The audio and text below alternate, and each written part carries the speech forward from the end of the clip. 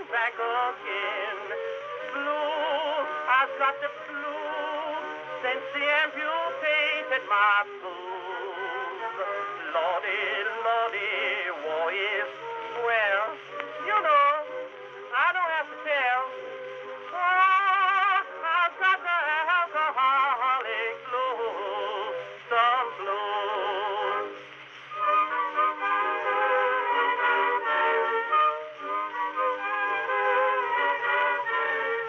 Prohibition, that's the name.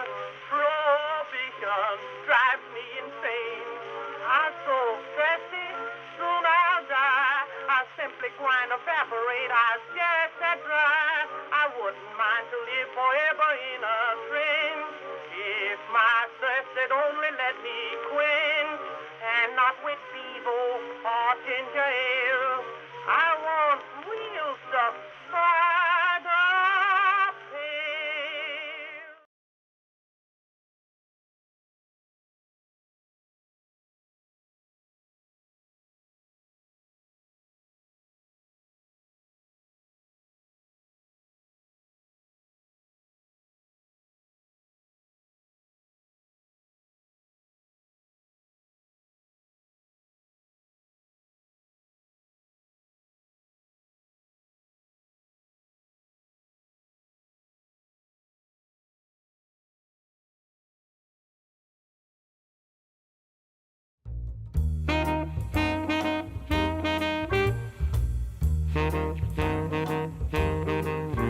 You're very exceptionary. No dictionary can define what's genuinely indescribable. Very exceptionary.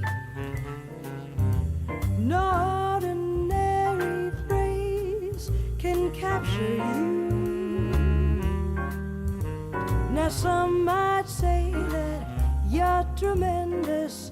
You are so much more stupendous, so magnificent, so magnanimous. If we voted, it'd be unanimous. Very exceptionary. This temporary phrase we'll have to do.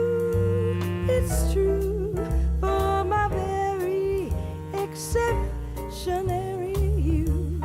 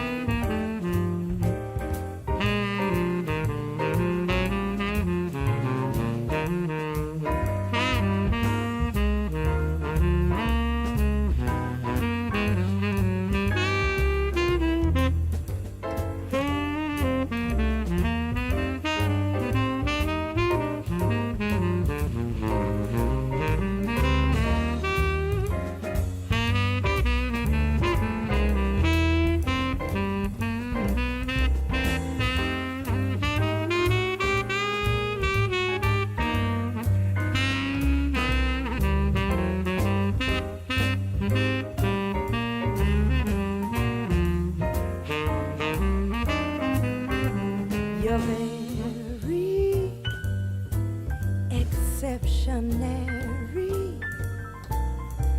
No dictionary can define what's genuinely indescribable. Very exceptionary. No ordinary phrase can capture you. Now some might say that you're tremendous. You are so much more stupendous, so magnificent, so magnanimous. If we voted, it'd be unanimous. Very exceptionary. This temporary phrase will have to do, it's true, for my very exceptionary. For my very exceptionary you.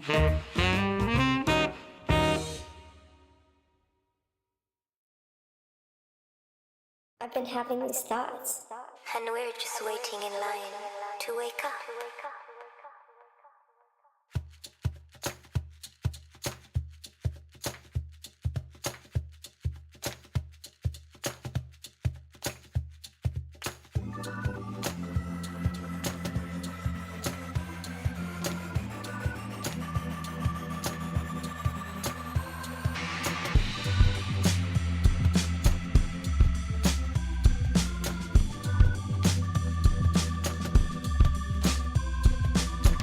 What is this fucking place?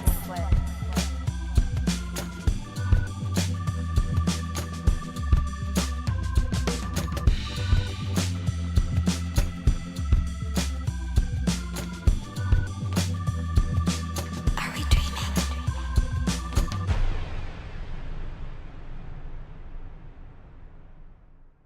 Open your eyes.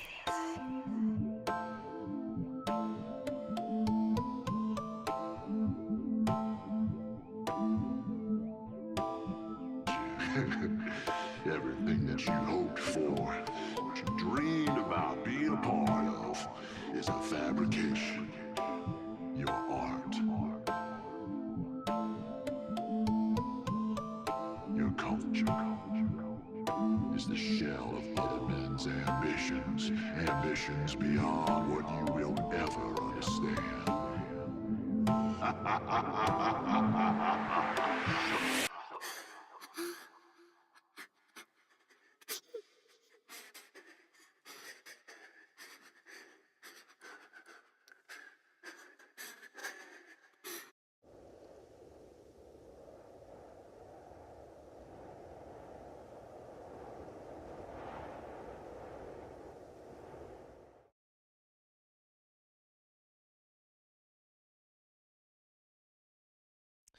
Good evening, everybody. And, oops, we're not supposed to be there yet. Okay. Good evening, everybody, and welcome to another episode of Go Back to Sleep with your host, the bartender.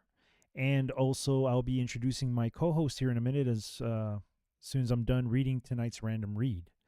Tonight's random read comes from the book of Philippians, chapter 1, verses 20, chapter 1, verses 20 through 30. Christ is magnified through Paul.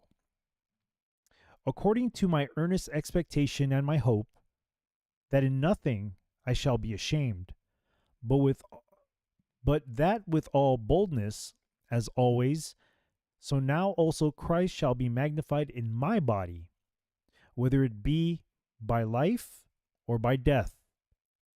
For to me to live is Christ, and to die is gain. But if I live in the flesh, that is the fruit of my labor, yet what I shall choose I wot not. For I am in a strait betwixt two, having a desire to depart and to be with Christ, which is far better. Nevertheless, to abide in the flesh is more needful for you. And having this confidence, I know that I shall abide and continue with you all for your furtherance and joy of faith, that your rejoicing may be more abundant in Jesus Christ for me by my coming to you again.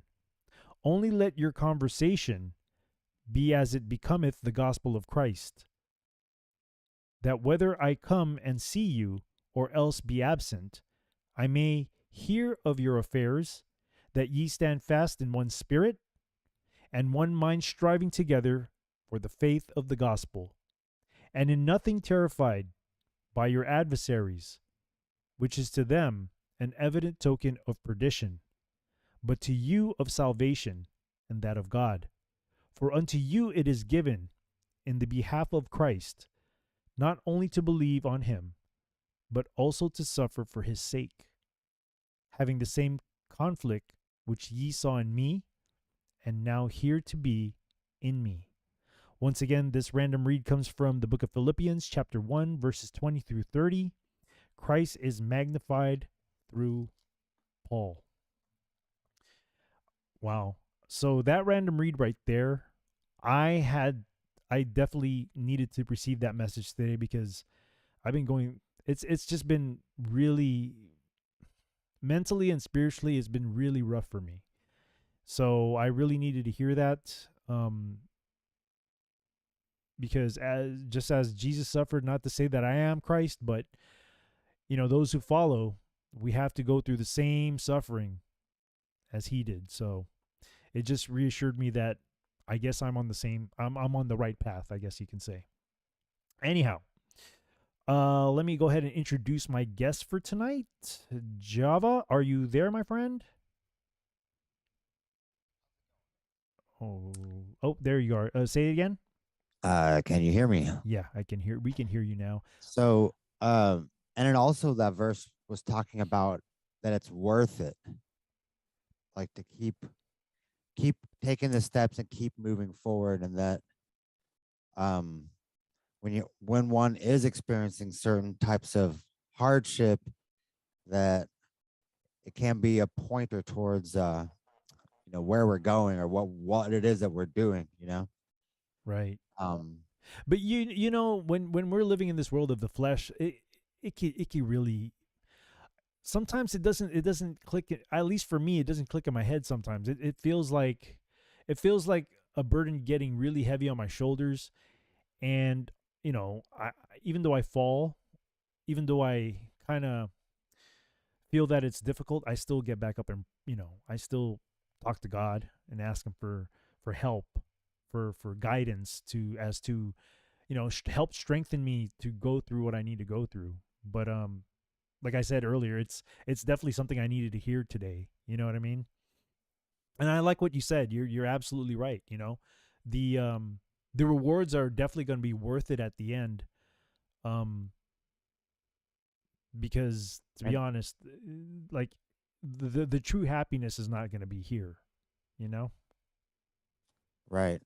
But the whole point of, the whole part of it too, though, was reassuring about that is that, like, but where it's necessary for us to be at this moment, and where we're perhaps most needed, is right here doing this right now, because there's so many people that that haven't really heard about some of the stuff, and haven't been able to develop a spiritual foundation, and the world needs that right now real bad. Oh, It needs yes, people to be you're able right. to, and it's not going to be easy, because the one kind of running a lot of the party here is Satan, and people are used, like, a lot of people have been following that without realizing that that's what they were doing. And when the world can use more examples of people being steadfast, and saying that you can have us, this is like the truth, and like love and God and stuff, like, this is what you can have. You don't have to pursue these things of, that the world is The worldly prevalent things. of. Yeah. No, absolutely, I agree. Um, I it's tough, but I really think, like, that it's important that that there are people that can do that. Yeah, it's rough though. It really is. But Yeah. I'm not gonna sit here and say that this is probably one of the easiest things I've done in my life. I'm not gonna say that this isn't like the most easiest journey I've ever had, because no. I've been through some stuff in life, but this is definitely one of the most difficult things, especially when people don't necessarily not agree, not totally disagree with you, but just don't look at things at the same level, I guess you can say. Because although your value and your belief system can be in the same realm, there are certain things that just don't jive together, and sometimes you can get ridiculed for. I mean, I feel sometimes that I get ridiculed for my faith, man, and it's sad because I was never like this before, and now that I found something like now that I found this relationship with Christ, now I'm being beat down for it. I mean, when I grew up, like, this is one of the most important things. Like, I remember my mom saying, "Did you pray today? Did you pray today?" And now that I do it more than I used to, way more, like, it becomes burdensome to some people, and that's probably one of the most difficult things that I have to deal with in this journey. But I walk on. Because, man, it's hard to live in this world when you're living in the spirit. I mean, that's big time. Simply put, the way I can simply put it is, it's so difficult to live in the spirit when you live in this world. It really is. It's hard. It's difficult. But hey, Kev R on the YouTube side, what's going on? Good evening to you. Thank you for being here. Let me see who else is out there. Nobody else is. Revolt. Hey, what's going on? CIA? Who is he referring to? CIA? I'm not CIA. Nor do I ever want to be attached to that. No.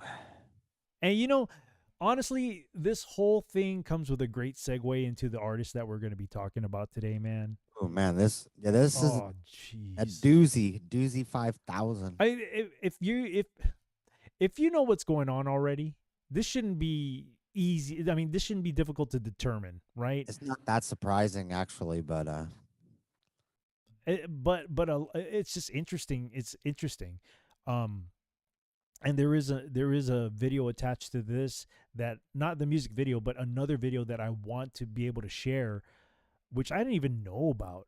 And this particular artist describes her fans as something, and we'll save that for like later on though.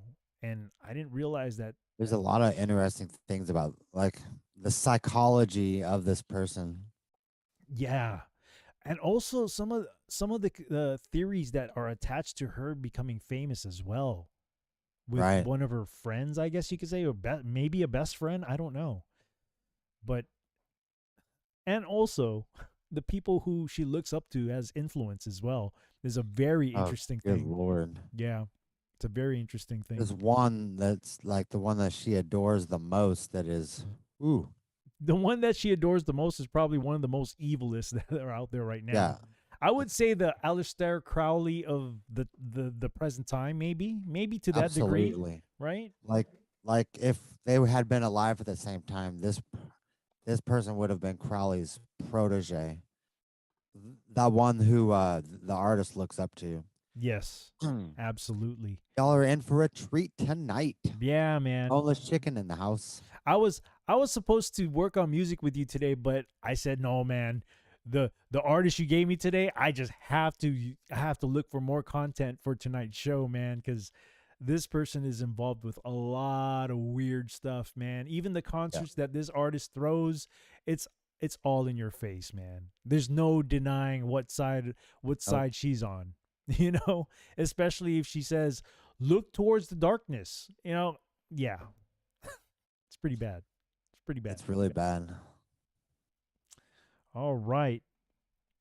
Let me see who's up in the chats. Up on I didn't even on the Foxhole side. The devil. Yeah, boneless chicken. What's going on? Yeah, the devil. He's part of the whole 3-letter agencies, man. But then again, a lot of these agencies here, man, they're not in the interest of us. They're not in the interest of spreading God's word or anything to that degree. No, they're just not. They're minions used by these people who are so-called control of this world. That's just my opinion on that thing. All right, so let's go ahead and start with the biography on this artist here. Let me go on the share screen here real quick. First, let me change this screen. You guys, I mean, with the clues that we gave you, you may or may not know who the artist is for tonight. Let's see. All right, we'll just do the same thing we do. We'll switch off every 2 paragraphs. Yeah. Okay, cool. Yep. All right, everybody. Well, here's the artist of tonight, Lady Gaga. Gaga. Lady Gaga. One of Satan's minions for sure. All right, so Self-professed. yeah, and she doesn't hide it. She's very blunt about it, and it goes with the times too, man. Because these times now, they're not even trying to hide anything. It's all up in your face, just like she is, man. Yep. It's crunch time right now. They're trying to get a W, but it ain't gonna work. It's not gonna happen. It's not gonna happen. All right, so this article comes from allmusic.com. I always get everybody's bio here. Bios by Stephen Thomas Erlewine. Article reads, a glamorously gaudy, self-made postmodern diva,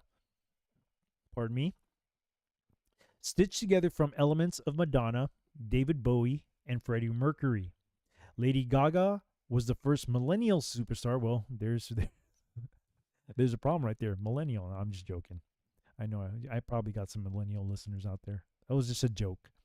Mastering the constant connection of the internet era. Gaga generated countless mini sensations with her style, her videos, and her music, cultivating a devoted audience she dubbed, this is what I was alluding to earlier, quote, little monsters. And the funny thing is, they're proud of calling themselves little monsters. It's weird, dude. But it wasn't just a cult that turned her 2008 manifesto, The Fame, into a self-fulfilling prophecy. Gaga crossed over into the mainstream, ushering out one pop epoch and kick-starting a new one, quickly making such turn-of-the-century stars as Christina Aguilera and Britney Spears seem old-fashioned.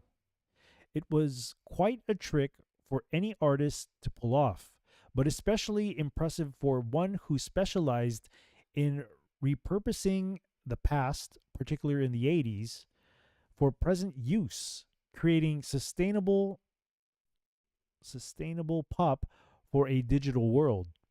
Gaga's fame soon extended beyond music. She received accolades for her 2015 role in American Horror Story, Hotel, and her Oscar-nominated turn in Bradley Cooper's 2018 remake of A Star is Born.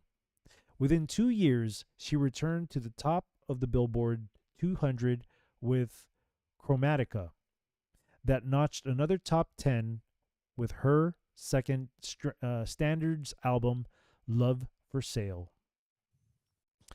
Perhaps unsurprisingly, given her flair for grand gestures, Lady Gaga has deep roots in drama.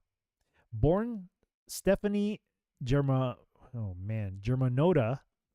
on March 28, 1986, the future Gaga played piano as a child and pursued musical theater in high school, regularly auditioning for New York-based television shows, notably landing a background role for a 2001 episode of The Sopranos. Really? She was in The Sopranos? Huh. That's I've watched that series many, many times. I watched it like 5 times, the whole series. At the age of 17, she enrolled at New York University's Tisch School of the Arts in their Collaborative Arts Project 21.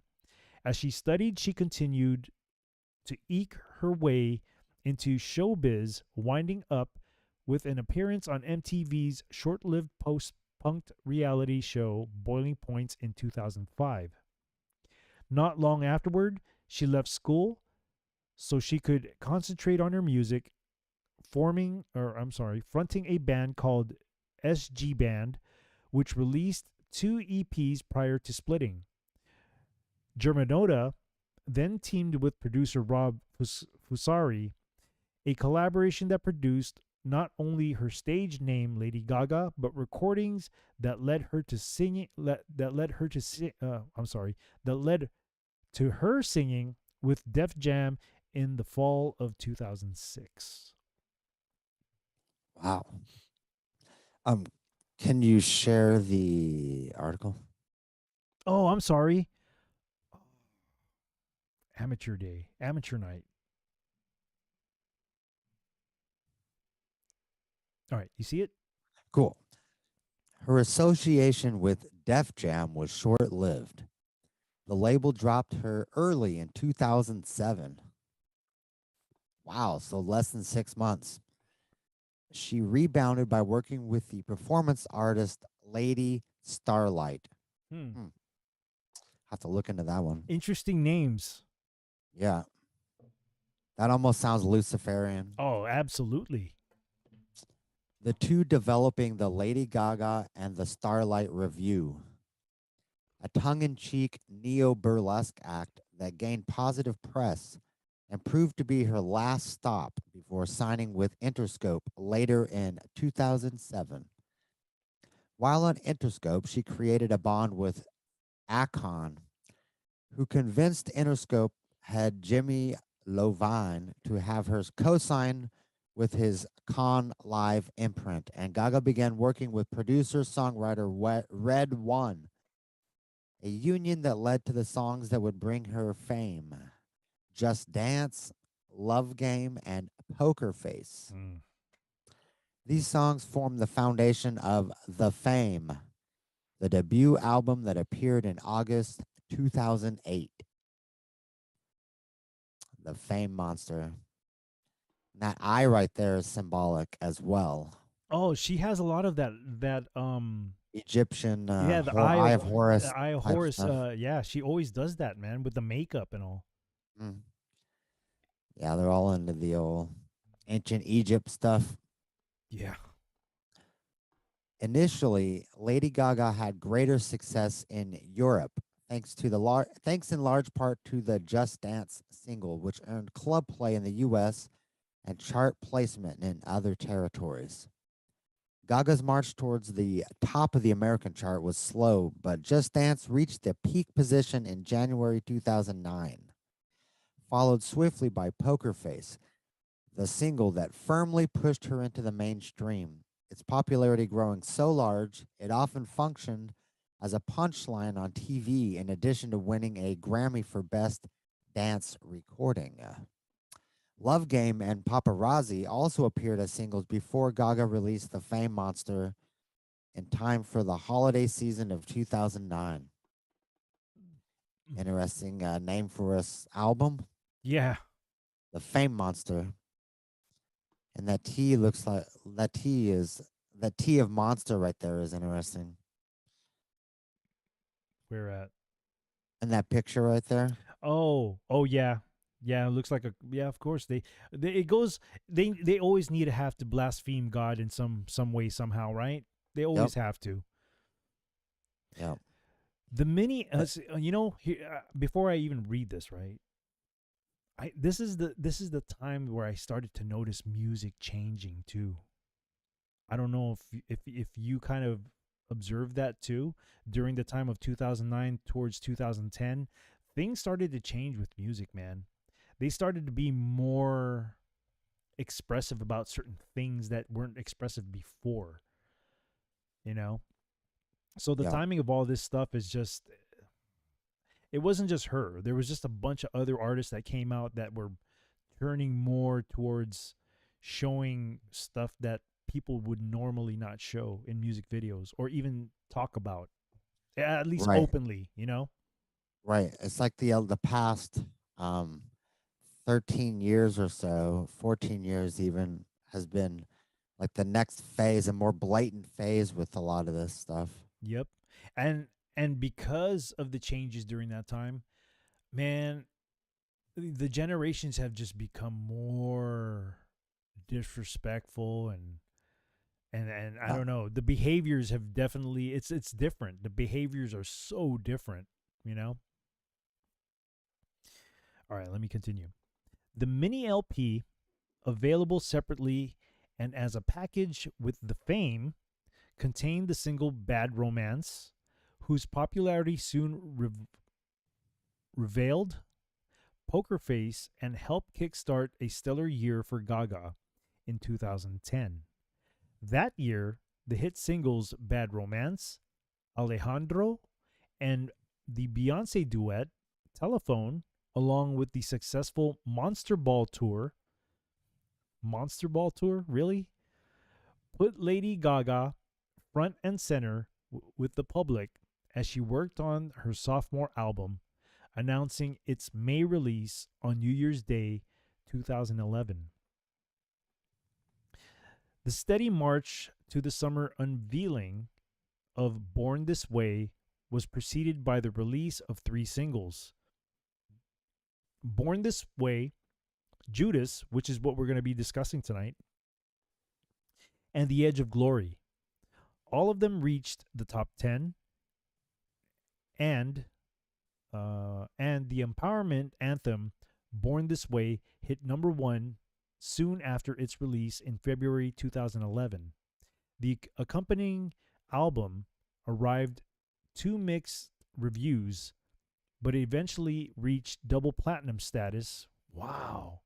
And produced subsequent hits with the top 10 You and I, as well as a top 40 entry for Marry the Night. A full remix of the album, naturally called Born This Way, the remix, appeared at the end of the year, as did a holiday television special called A Very Gaga Thanksgiving and an accompanying EP, A Very Gaga Holiday. That whole "Born This Way" song is I don't another really. one that's really I don't. pushing the levels of stuff. I've the only songs that I know from that I've listened to before is Just Dance, Paparazzi, and Poker Face. The other songs that she's done, I just no, I don't, I just don't listen to them. I'm Yeah, I stayed away from it all mostly too because I just wasn't interested in that style of music. And besides, I just had a feeling that. And then when I started really researching it, I was like, "Holy moly, this is some blatant stuff here." yeah. And that's one of the reasons why I did not listen to her, because that type of music wasn't really my kind of music. And also, being a conspiracy guy back then, when I see pictures of her and what she wears, how she wears her makeup, the gestures that she would make, I was like, yeah, she's a straight up Satanist, just by all the things that she does, how she presents herself. And that's the only reason why I never gave time to even listen to her stuff. But of course now it's kind of different because I'm a DJ. Not that I enjoy it, but I try to I stay away from any kind of Lady Gaga music to play. Yeah. Yeah. There's There's just like you could just by looking at her face, you could just see that she's like she's totally controlled. Oh yeah, the eyes says it all, man. Her Like- eyes says it all. you know. And she attributes openly. She attributes most of her music to the She says when she sleeps, she has satanic nightmares. She can't sleep, and that's very And- that's very synonymous with people who are into evil stuff, man. Yeah, and she says she gets her inspiration for her music from her. She calls it her evil spirit guide. She talks about really being into Satan and stuff. Like she openly talks about it, It's unfortunate. and you could tell man. that she there's something that's it's going on there. It's very sad to see what people would do for status in this world. Yeah, And this is kind of a mirror reflection of the other side, I was, what the thing that I was talking about earlier in the beginning of the show, how living in the spirit, in this fleshly world, and she's the complete opposite, man, because she has everything that the world can offer her, while a lot of people who do this spiritual living and walk this journey of Christ, like, we we don't have a lot, but what we do have, we cherish it. Yeah, I have my family, and that's one of the biggest gifts that God has ever given to me, ever have given to me, especially having not grown up with a complete family. Like, now that I have my own family, that is such a gift, and that's precious to me more than what this world's got to offer. Yeah, I mean, that's the important stuff. The actual, family is like the the most important thing. Like, as far as like things on earth. Yeah. All right. Gaga continued to promote Born This Way throughout 2012, appearing at various star-studded events and on television programs while continuing her international tour. Pretty busy. The tour came to a halt in February 2013 when she announced she needed hip surgery to repair a labral tear. A hip surgery at her age? That's crazy. Okay. That is crazy. Yeah, that should be like what, 27, 28 at that point. When she announced that she needed as she was healing, she worked on her third album, Art Pop, preceded by the top 10 single Applause and the top 15 follow-up, Do What You Want. Oh, nice title. That sounds like Aleister Crowley. Yeah, it does. The latter, a duet with R. Kelly. There you go. Really? There you go. I bet that's all about Aleister Crowley. I should look up those lyrics sometime. Crazy. Art Pop was released in early November 2013. The album explored familiar themes of fame, love, and empowerment. I.e. Luciferian. It debuted at number 1 in several countries, including the U.S. She looks different in every picture. That's crazy. Well, I know she wears different wigs, but The eyes are still the same, though. That Yeah. that blankness in her look, in her eyes, is still there. this is a very bizarre image right here. Just because you just makes you wonder, like, what was going on there. Which one? This picture, like, I wonder if makes me wonder if Tony Bennett was involved with a lot of this stuff. Oh man, come on. I mean, you look, and he's like an elder, like he's like in his 80s here or something. 70s, wasn't he really big in Vegas? Yeah, Yeah. I think so. So Yeah. it's almost some like MK Ultra kind of weird control thing going on. All right. The release of Art Pop coincided with an announcement that Gaga had parted company with Troy Carter, her manager of 5 years. Then, shortly after she embarked on the Art Rave tour of May 2014, it was revealed that Bobby Campbell, her new manager, had signed them both up to Artist Nation, the artist management division of Live Nation Entertainment. That same year, Gaga worked in collaboration with fellow New Yorker Tony Bennett on an album of jazz standards titled Cheek to Cheek, which was issued in September. Cheek to Cheek provided a jolt to Gaga's career. The album debuted at number 1 on the Billboard's Top 200 and earned the Grammy Award for the Best Traditional Pop Album. Traditional pop. Interesting. Its success opening the door to other snazzy showbiz gigs. First, she sang a tribute to The Sound of Music at the 2015 Academy Awards, and a year later, she was nominated for a Best Original Song Oscar for Until It Happens to You, the tune she co-wrote with Diane Warren for the documentary The Hunting Ground. Gaga was also cast as a lead in the 2015-2016 season of American Horror Story, winning the Golden Globe for her portrayal of Elizabeth. She was in that TV show? For one season, Oh. All I know is that that's a TV show. I never watched it. I've avoided it, but it's very horrific, like the most graphic, horrific stuff that. So I definitely steered clear. Wow. I mean, I've heard about that. I've heard about a TV show called American Horror, and people would like rave about it, but it was just not my thing, man. Nah, I like comedies. Yeah, I know you do.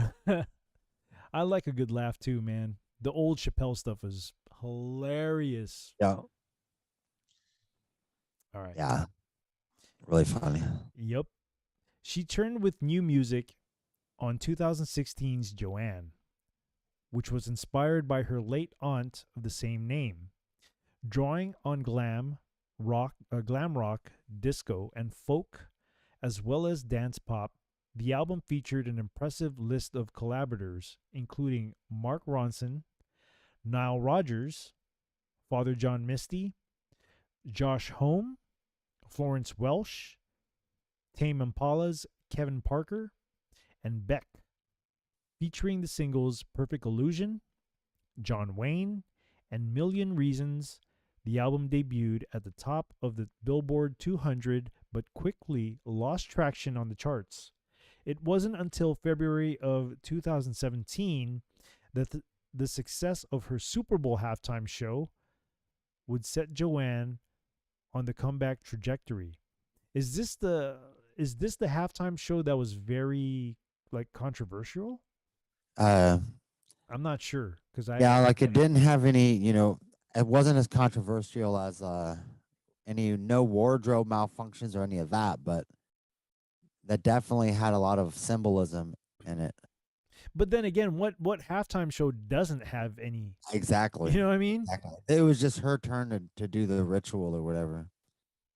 And that's one thing that loses me with sports fans, man. Like, I don't understand how. I mean, granted, they're there just for the sports, but like, can't they see all these things in the halftime show?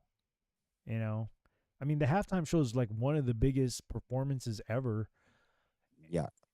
I mean, that should tell you that the performances should be a big red flag as to what's really going on. Exactly. But I don't know, man. I don't watch sports, so I really don't know. In addition to returning to fame, Born This Way and Art Pop to the charts, the momentum from her performance landed Joanne at number 2 and Million Reasons at number 4 on the Hot 100. Before embarking on the Joanne World Tour, she issued the standalone single, The Cure. The Cure. And the documentary Gaga, 5'2", which partially focused on chronic physical ailments that would eventually cause the cancellation of the final stops of the world tour.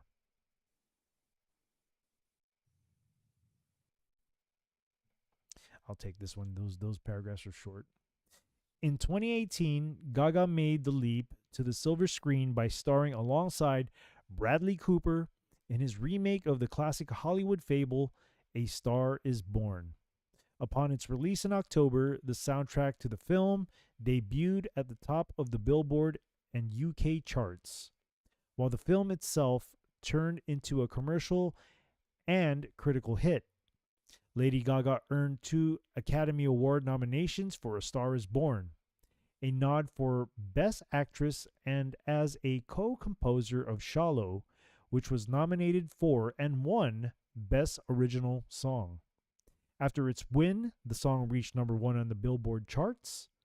In 2020, she won the Best Song Written for Visual Media Grammy Award for A Star Is Born track, I'll Never Love Again, which she co-wrote with Natalie Hemby, Hilary Lindsay, and Aaron Retier.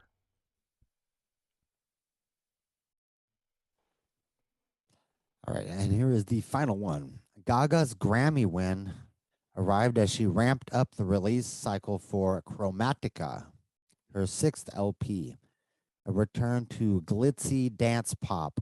Chromatica arrived in May 2020, preceded by the singles Stupid Love and Rain on Me, the latter a duet with Ariana Grande that debuted at #1 on the Hot 100. Also featuring appearances by Blackpink and Elton John, of course. Hmm. They probably practiced rituals together. Sir Elton to you, sir. He's a knight. The album continued Gaga's streak of #1 entries on the Billboard 200. A remix album, The Dawn of Chromatica, arrived in 2021 and featured contributions by Arca. Oh, remember that one? Oh, remember that lady? That it? Oh my goodness. Good Okay. grief. That's makes sense that they're connected, but Yes. holy moly, that was one of the most insane things and creepy, weird things I've ever seen in Me my too, life. man. Me too. That oh, and people love it. That's yeah. People I love just it. imagine man. what it's doing to people's souls. All right, Sawayama, Charlie, 40. No. XCX. Oh, C is 50, no? C is 50. So 40. What? that's why I'm like, huh? 50, That doesn't yeah. make sense. That is bad Roman numeraling. 50X maybe? I don't know. Or 50? That is 50, isn't it?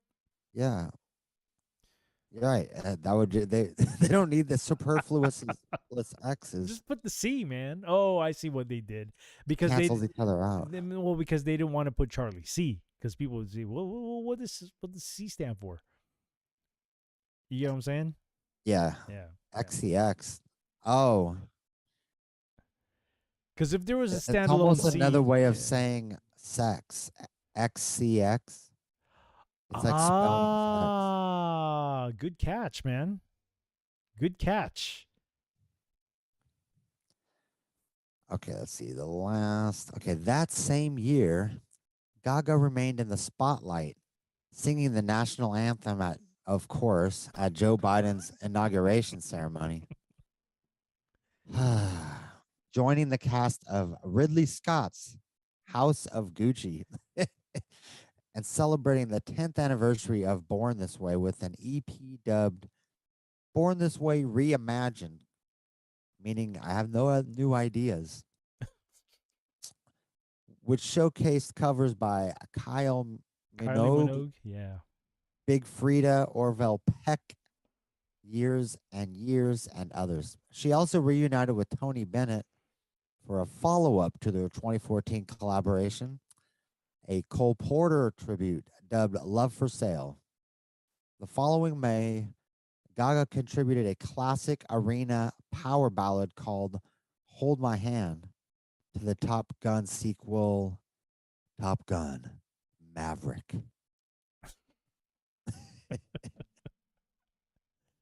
Oh man. Okay, so this Arca thing, man. Good Yeah. Lord. Yeah, man. I don't know if And anybody. Elton John and Joe Biden, like this, she's right up in it. Oh, even Ariana Grande's got some problems. Yeah. She's got some major spiritual problems, dude. She really does. You know? I think all these people do. Yeah, of course they. Yeah, I mean, ultimately they all do. They all do. There was something I wanted to mention here about. I totally forgot, man. I hate when that happens, especially when I'm live. Oh, let me give shouts out real quick. That's what that's what I wanted to do. On the YouTube side, we got Kevar still there. We have Takirika. If I said that right, I hope I said that right. Thank you for being over here on my channel. Thank you for participating. And also on the Foxhole side, let's see who we got. Whiskey Blue. Oh, I haven't seen you in a minute. Whiskey What's Blue going in the on, house. man? Sea Dragon's another guy I haven't seen in a minute. How you guys been? Dude, Sea Dragon, I'm checking up on those suggestions you sent me for a band and a song. Looks like an interesting dig. Join, what's this? Join OKC? OKC's Oklahoma, maybe. Thank you for, and it's the first time I seen you around here. Thank you for coming by. Two Rivers, man. There you go, man. Haven't seen you in a minute too. Subpack Vet. Seriously, bro. Thank you, man. Thank you for being here most of all. Thank you so much. Thank you for the phone on the Foxhole side. Thank you all. Thank you all for being here. Glad that I have a crowd hanging out on the Foxhole side. And I'm also glad that I have a crowd over here hanging out on the YouTube side as well. It's nice to see people come by. So before we get into the lyrics and stuff, there's a few I don't know if I want to say a few, but there are a couple articles here that I do want to share. I kind of want to go this route first real quick on this article that I found. Let me see. I'm going to share it with everybody right now. So I'm going to go this route here real quick. Because can you see it, Java? I'm not sure if okay. So yeah, let's take a little dive here, because apparently she really looks up to this person for inspiration. Like, this is one of her biggest influencers in her life. And if you guys don't know who Marina Abramovic is, you got to look her up, because that'll take more than one episode of this show to talk about her, because she's just all into, and she's been around for a long time. She's like considered basically the mother of performance art. Like performance art, she was the one that put that on the map. Yes. And she's very well known for spirit cooking. Mm-hmm. That's her. That's her part of her religion. So she's very into Crowley and Luciferianism and stuff. Yeah, she's definitely, at least in my opinion, she's probably the modern day Crowley right now. Mm-hmm. And I think a lot of big names kind of look up to her too. Oh, big time. She basically conducts the rituals that a lot of them do together. She's beyond a witch. I would just say she's like she's beyond a witch. A Luciferian practitioner, basically. Yep. All right. Let me blow this up a little bit because my eyes are getting bad. Okay. Article is by MTV.com. This was published by Gil Kaufman on August 8th of 2013. So this is way back. This is like almost a decade ago. She never said it was too much. She said, "I want more every time." Marina Abramovic and #263 says. If there's one thing we've learned by now, it's that Lady Gaga doesn't do anything halfway. That includes her worship for Satan, right? Yep. She didn't go halfway with that. So before I even go on further, if she doesn't go halfway for Satan, then why do Christ followers go halfway with Christ? I'm just saying, man. I'm just saying. Some Christians do.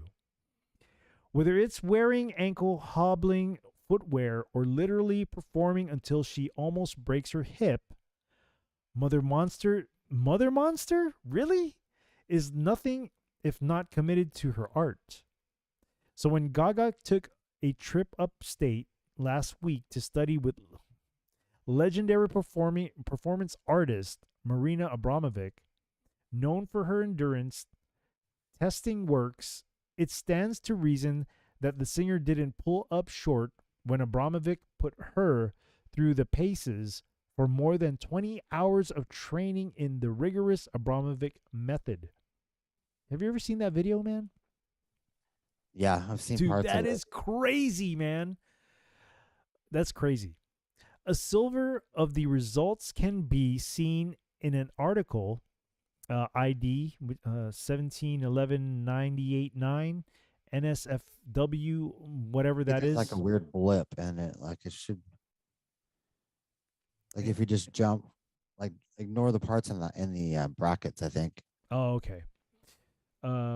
Posted by the Abramovich Institute on Wednesday. Oh, this probably leads to the article, right? Abramovic told MTV News that she had never heard of Gaga before the singer showed up to her.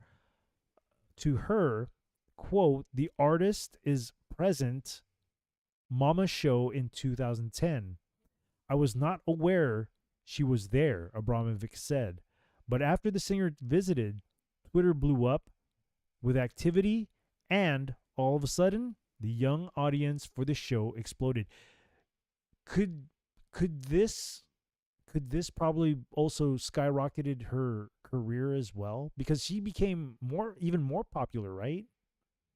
After Yeah, she was 2011? more underground. She was underground with the elites and stuff first, and then No, I mean this whole thing with Abramovic, this whole training by her kind of skyrocketed her too. I mean, that's how she got oh her yeah. movie. She got her movie deals after that, right?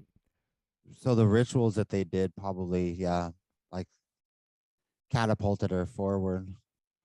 All right. Let me I'll read this article and then you can read the next part of it. They never ended up meeting, but when Abramovic recently launched a Kickstarter campaign for an institute she is building in upstate New York, she called Gaga and got a buzz back from the star a few minutes later. 3 minutes later, she sent us an amazing cake, Abramovic said. It was very impressive with how humble and how incredibly determined and hardcore this kid is, she said. I want you to teach me. I want to be your student. She's asking her to be her mentor, dude. Yep, exactly. Because and like Gaga's been on videos like saying that Abramovich is the person that she like adores the most and honors the most and basically worships. Yeah. So who is Marina Abramovic? Remember, this is written by MTV, right? So they're not really going to go into a lot of the esoteric stuff. Fast forward a few months to last week, when Gaga spent 3 days at Abramovic's studio in Hudson, New York, completely immersing herself in the artist's rigorous, challenging method in a way Abramovic said she's rarely seen in any of her students. For one of the Gaga video's most provocative scenes, in which the pop star is seen walking through the woods blindfolded while totally nude, Abramovic said Mother Monster went even further than anyone expected. That's some initiation ritual right there. The blindfold.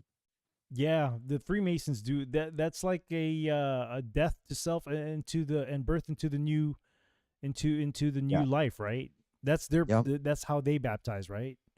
Right. Yeah. And so then doing it in the woods is almost adds like a pagan element to it, I think.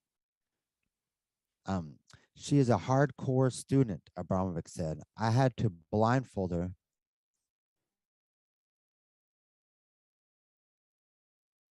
Uh-oh, you're frozen. And she was eating. Oh, I'm losing you. You are? Yeah, it's breaking up. Go for it. Go for it. Whatever I told her, she met the exercise absolutely to the end, never complaining. My exercises are pretty tough. Oh yeah, because Abramovic has that whole thing about pain, like eat Yep. the pain. Yep. It's like a magic with a K type of thing. That's totally Aleister Crowley right there. Frankly, the scene did not ever require Gaga to be naked. Abramovic had bought her a white nurse's uniform for the concentration exercise. But the singer insisted on stripping down and doing a slow motion walk without assistance in the woods for 3 hours until she found her quote unquote home. This is some weird stuff, man. Like some new age stuff. Yeah, it's some definite rituals and stuff. Oh yeah, the whole yeah, this the symbolism of a lot of these things clearly show it. They show it. Yeah. But of course, if it's somebody who's listening to this for the first time and not knowing anything about all this stuff, but then again, I think there's a lot more people knowledgeable about quote enlightenment. I think there's a lot more people who know about it now. Um, I think back in 2020, also with the whole lockdowns, made so many people curious about certain things that they dug. They had the time to look into YouTube videos and all sorts of stuff. So, yeah, crazy. Right. They can study whatever they curious about. Correct. See how to reach Lady Gaga's Naked Crystal Zen. There you go, man. In just 7 easy steps. What? She never said it was too much, she said. I want more every time. Abramovic said of her star student, Gaga was totally committed, giving up her cell phone and all outside communication to focus on the training. The idea was the artists, even blindfolded, have to have vision like a blind man, she said, to feel with their entire body. She was in the fields and then the forest, and by her pure intuition, pardon me, she had to find her way back home. During this exercise, completely of her own initiative, she took off her clothes. She just wanted to be in nature and to feel the elements. To be honest, Abramovic said she was worried about Gaga letting Lyme disease from the ticks in the area. At the same time, though, she was also blown away by how fearless and dedicated the singer was. In the opening scene, Gaga is lying on the floor, doing a lengthy vocalization meant to help create the right cleansing vibrations in the body by focusing on a certain part of the body.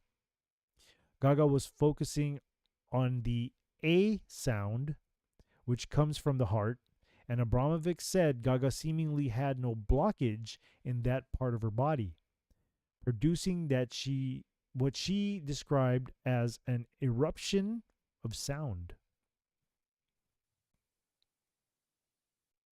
You mind getting that? Gaga then is transported into a river where she is still making sounds while wearing Abramovic's patented energy clothes, including yellow Yeah, I horns saw that video, dude. that cover Gaga's eyes. And like the clothes, are fitted with magnets to help control the flow of energy in the body. But horns?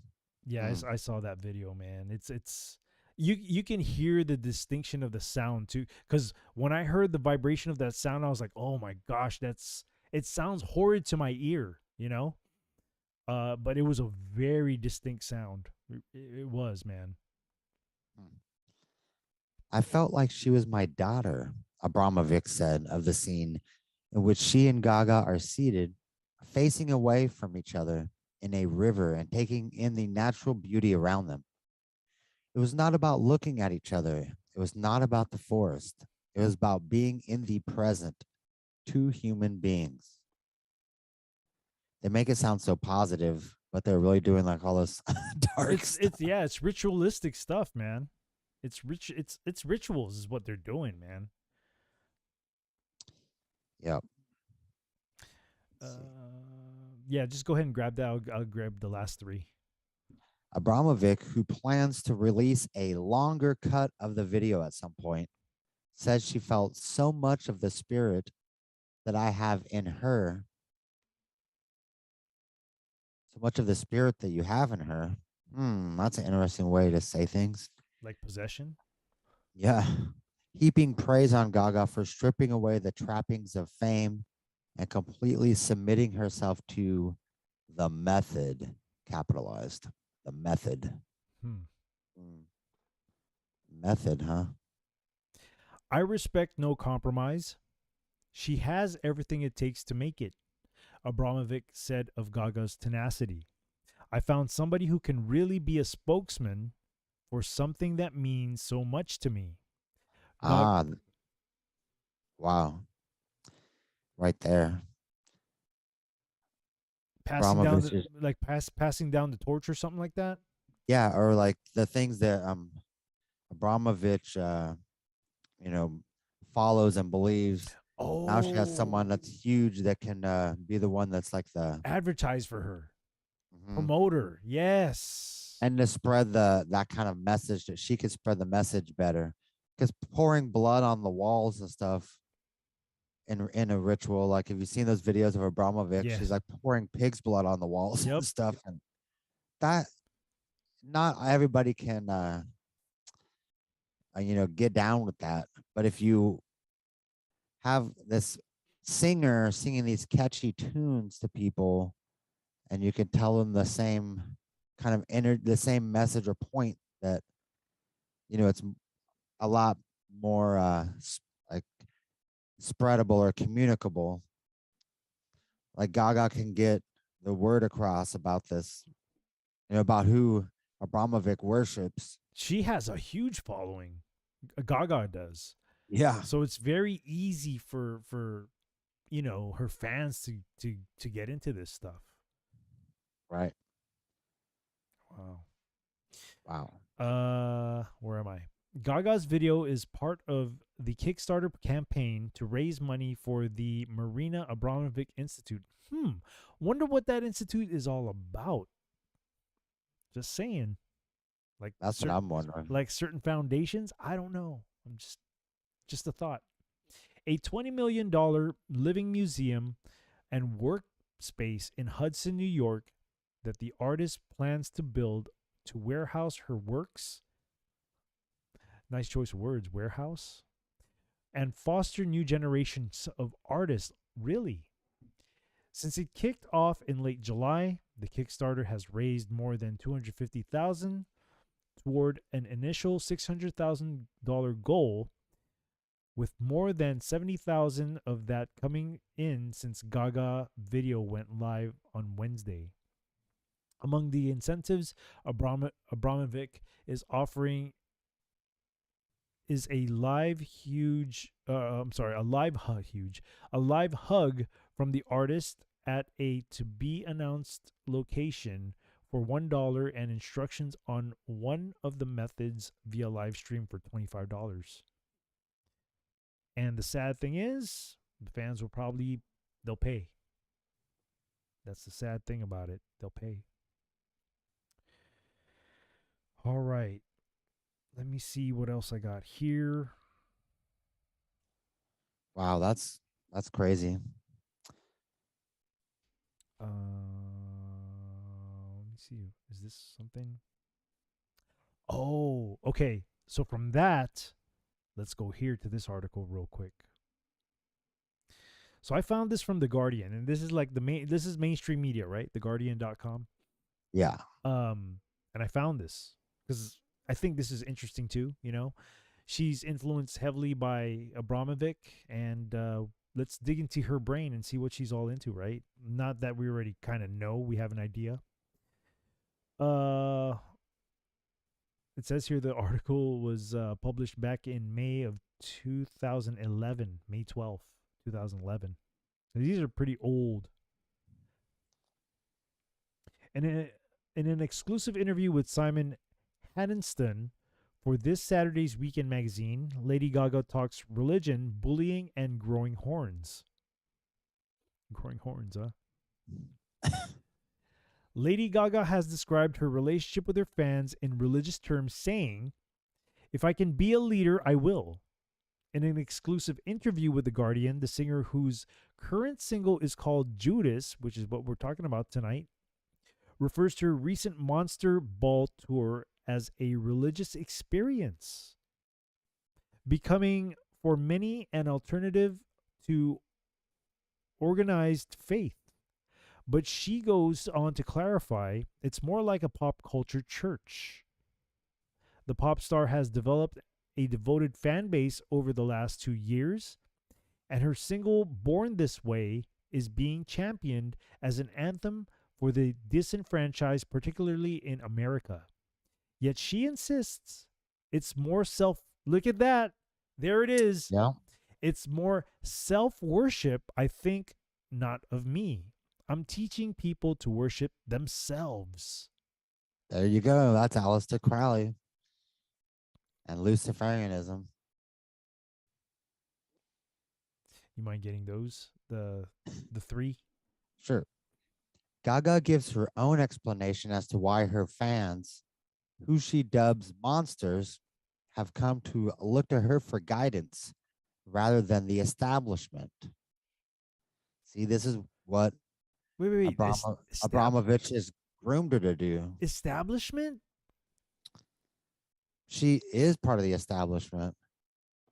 No, but That's the funny, ironic part about it. that But is they're ironic. like, yeah, she's basically is almost like she wants to become a religious leader to these people. But which religion? Well, she professes to, get her inspiration from satanic dreams that she has. So, all right, it says, the influence of institutionalized religion on government is vast. So religion then begins to affect social values. Well, that's not a bad thing. And that in turn affects self-esteem, bullying in school, teen suicide, all those things. Religion?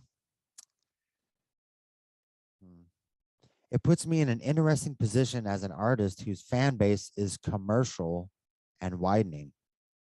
If you were to ask me what I want to do, I don't want to be a celebrity. I want to make a difference. Huh. She continues, I never wanted to look pretty on stage and sing about something we've all heard about before. I'd much rather write a song called Judas and talk about betrayal and forgiveness and feeling misunderstood and talk to the fans and figure out what it is society needs. If I can be a leader, I will. Yep, she sure is being a leader. Not for the most high above, but Nope. for the one down below, right? Yeah. The statement appears to echo John Lennon's 1966 declaration that the Beatles were bigger than Jesus. That's another group right there, man. It's another group right there. And a lot of the signs came out in their Yellow Submarine album cover. Yeah. Yeah. But Gaga is at pains to point out that she is not fundamentally against the church. Don't say I hate institutionalized religion, rather than saying I hate those things, which I do not. What I'm saying is that perhaps there is a way of opening more doors rather than closing so many. Elsewhere in the interview, Gaga talks about the bullying she suffered as a teenager, and that could probably be this is why she came to this, I think when especially being a teenager, when you're trying to find yourself or you try to find the group of people that you connect with, that could be very, like, if you're being bullied at that age, that could be very detrimental to your future. Or it depends on the person, it really depends, but it does play a huge influence into what direction that person's going to go. Sounds like she definitely fit the profile of people, someone that they wanted to use to accomplish this stuff. Yeah, they picked somebody who was down on their will. You know what I mean? Yeah, exactly. Down on their self-esteem. Yep. Relating one incident where she was thrown into a trash can. I was not hard. I'm eccentric and talkative and audacious and theatrical, and I used to get picked on. I got thrown in a trash can on a street corner once by some boys who were hanging out with girls in my class. I felt worthless, embarrassed, mortified. I was 14. 3 boys put me in it. The girls were laughing when they did it. I got profanity written all over my locker at school, and all the others were nice and clean. I got pinched in the hallways and called a slut.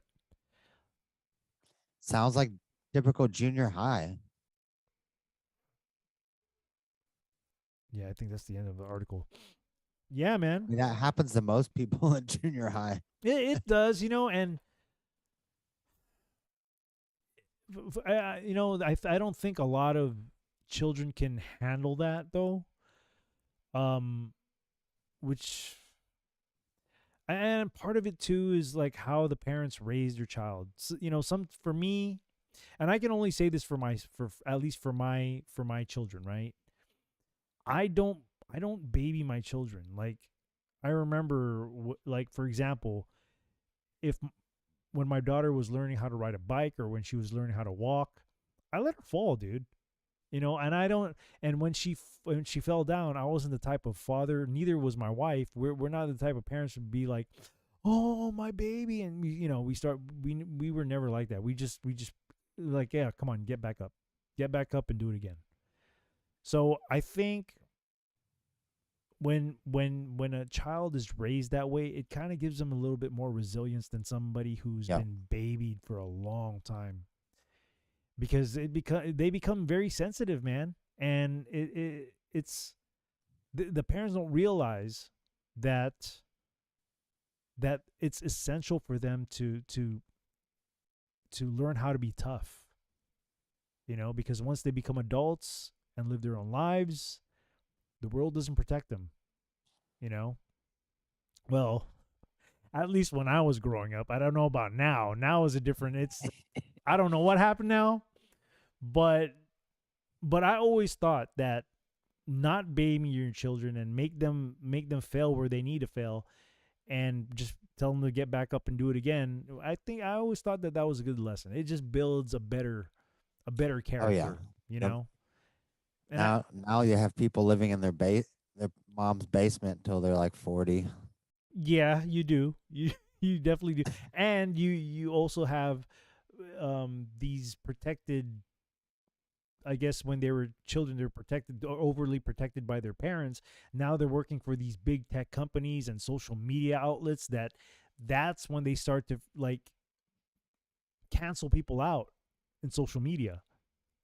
So that's what happens when you have a bunch of children who've been overly protected by their parents, and they're not necessarily opened up to what the world is supposed to be like, Right. and they have totally changed how culture is now, and everybody Yeah.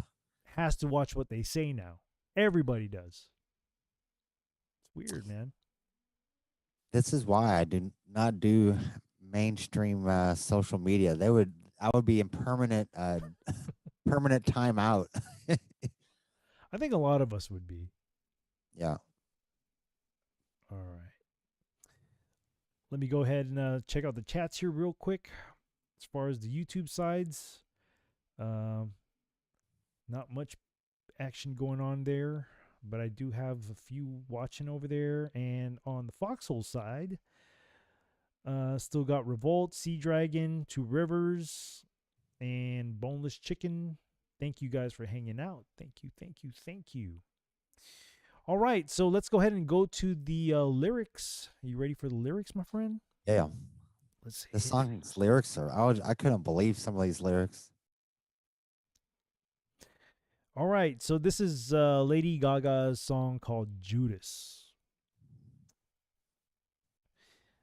All right, so we're going to skip on the intro and the refrain because, I mean, come on. It's pretty self-evident. She's just basically Well, there's actually going on and on about Judas and being in love with Judas. Yeah, that's that's probably the important part of the song right there, is to show that part. But let's get to the really The good stuff. betrayer. She's in love with like the great betrayer.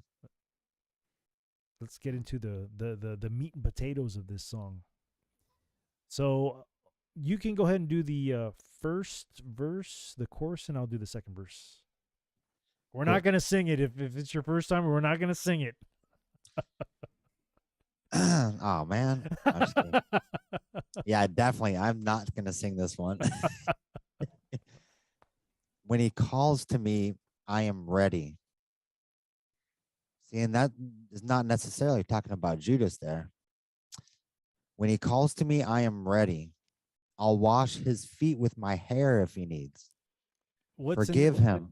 Who's in that reference to? That's Mary Magdalene. That's what I'm wondering. I think it's Satan. But personally, well, washing of the feet with the hair. That's Mary Magdalene. right. Yeah. But she's doing it in a sacrilegious way. Yes. Yes.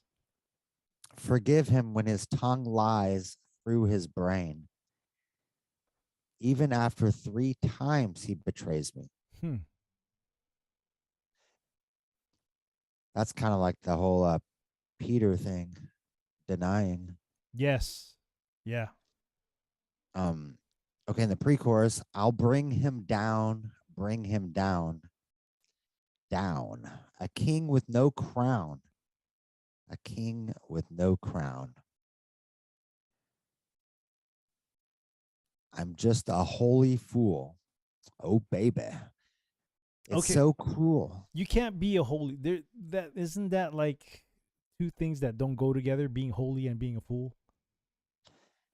Yeah, I mean, sometimes, well, didn't they used to call like some of the aesthetic priests or whatever back in the day, like St. Augustine and those guys? Were any of them called holy fools? No, it wasn't necessarily like the word fool, but it was kind of just like full of the Spirit or whatever, full of the Holy Spirit, kind of just like out in the wilderness kind of thing. John the Revelator. But she's definitely not that. No, she's not. A fool, It's- maybe. it's a fool, yeah, but not holy. No. No. It's so cruel, but I'm still in love with Judas, baby. I'm just a holy fool. Oh, baby. Then she said the same thing. And then I'm in love with Judas. Jude ass. All right. Let's go to verse 2. I couldn't love a man so purely. Even prophets forgave his goofy way. This is like I don't know, man. The video was another the video was another level. The video was another level. Let me read on. I've learned love is like a brick. You can build a house or sink a dead body. Jeez. I'll bring him down, down. A king with no crown, king with no crown. I'm just a holy fool. Oh, baby. It's so cruel, but I'm still in love with Judas, baby. I'm just a holy fool, oh, baby. It's so cruel, but I'm in love with Judas, baby. And then it goes on to the whole whoa, and I'm in love with Jude ass. The breakdown starts with ew. Ew. Which makes you wonder what that's about. Then it says, in the most biblical sense, I am beyond repentance. That phrase right there is not, it almost seems like it's not talking about a human right there. Yeah, I Like could. Who is channeling this through it's like something is channeling this part through her. I see where you're going with that. Fame hooker, prostitute, wench vomits her mind.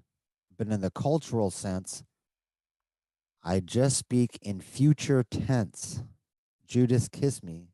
If offended, or wear ear condom next time. What?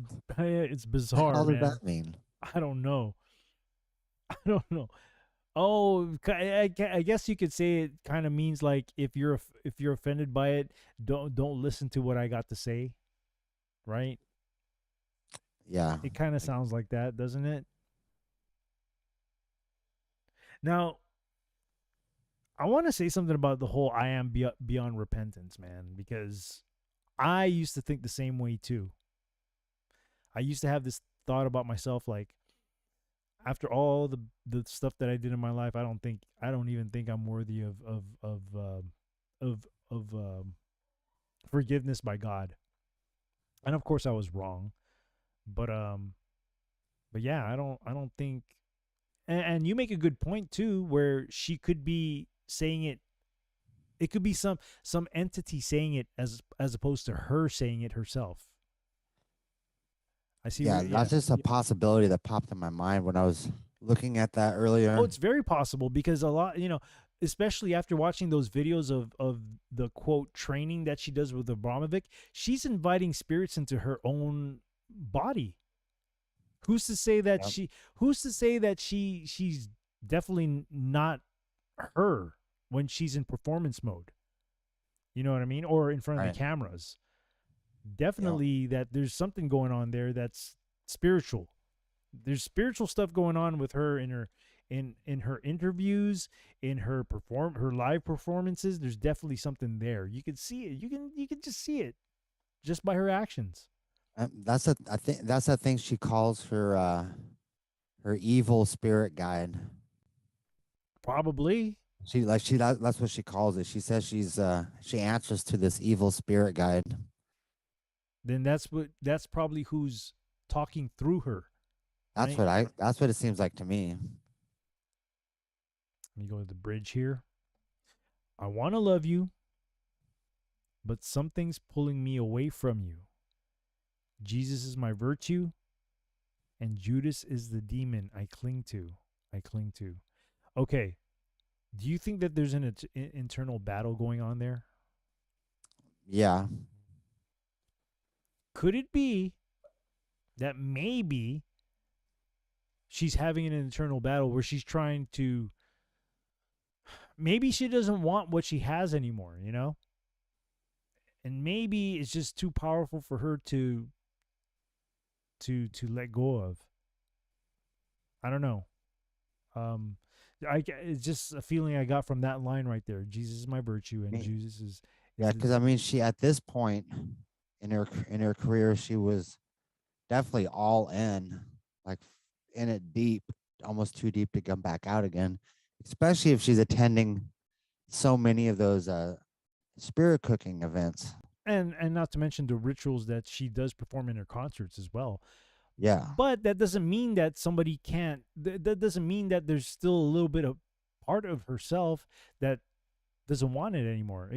that's true. There could be that too, you know.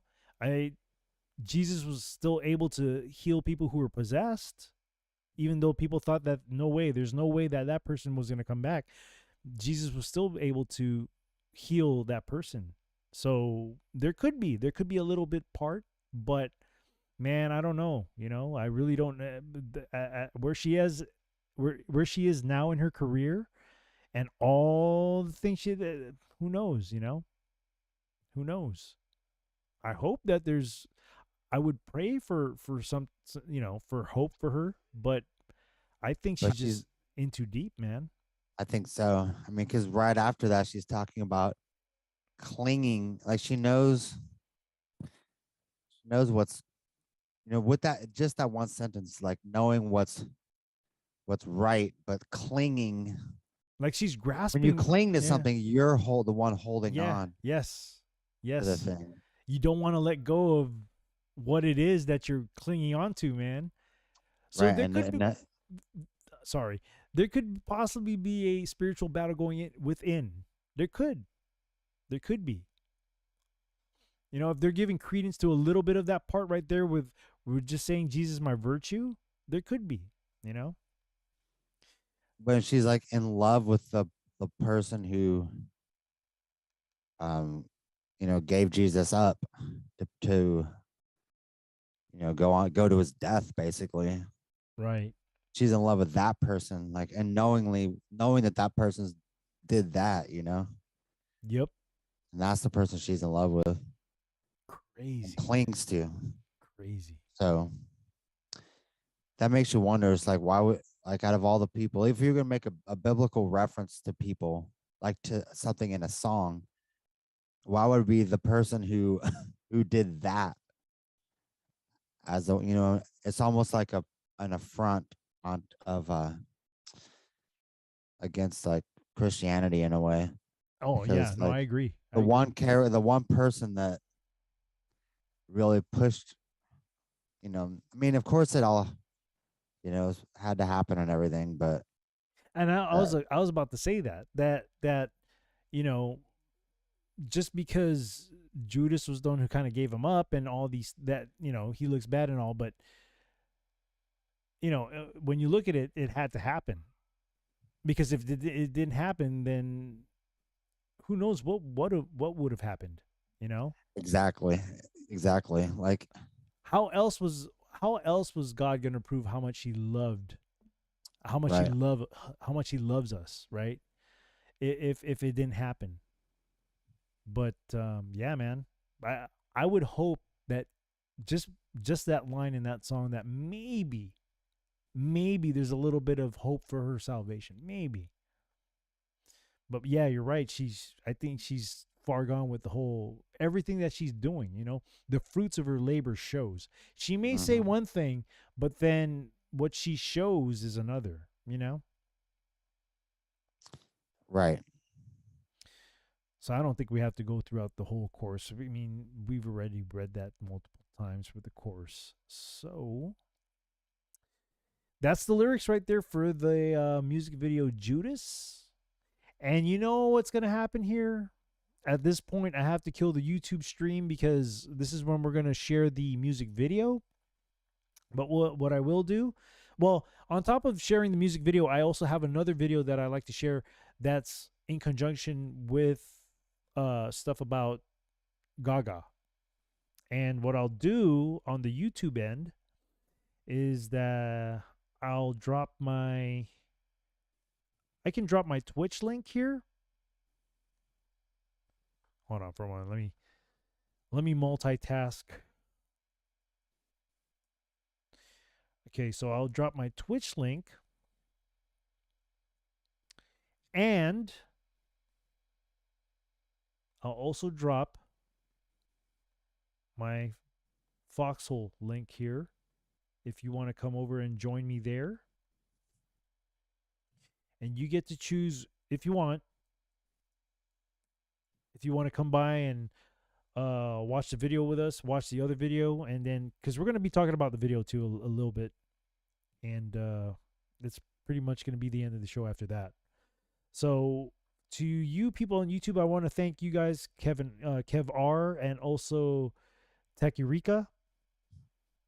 Thank you for coming by. You're more than welcome to come over to the links that I provided out there if you want to continue on to watch or listen. If not, I'm going to try to get on tomorrow night again, but this time it's going to be all Bible study stuff. Hopefully fellowship with people in the chats for my journey with Yah. I may or may not get on, and the reason for that is because my mother is coming, and I'm going to have her here for a week. So, you oh, know, cool, yeah, my mom and my stepfather are coming from out of town, and yeah, I haven't seen my mom in years. oh wow, that's gonna be awesome. Yeah, it will be.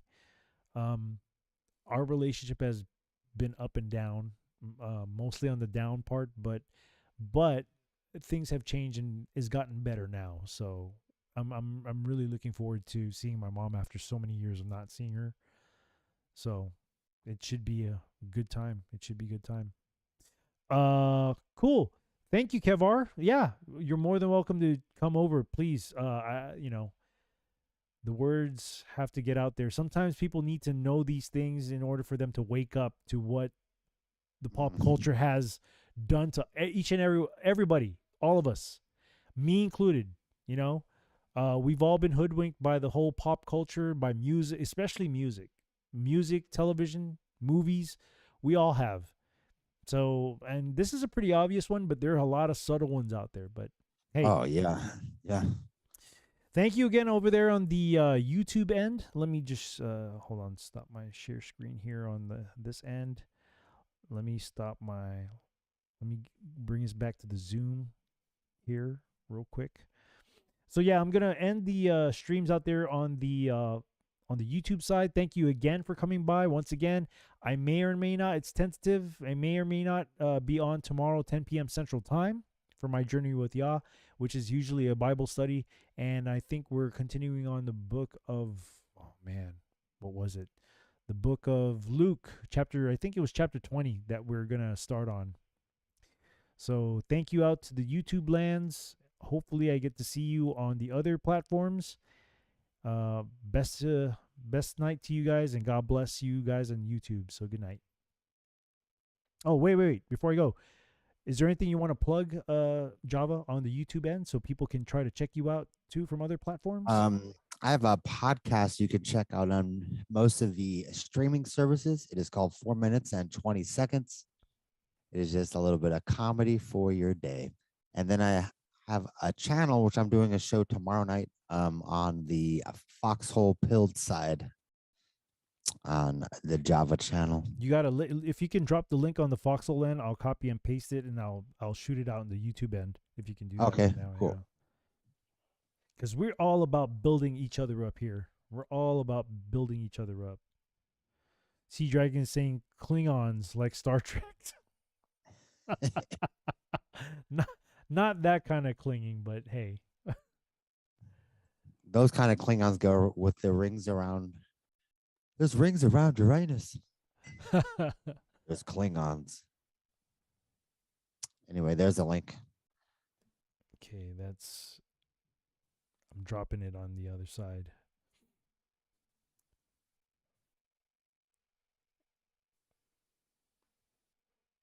Yeah. Cool. So that's Java's link right there for his podcast. Yeah, check him out. Funny guy. But he does this thing where he does skits. And it's funny.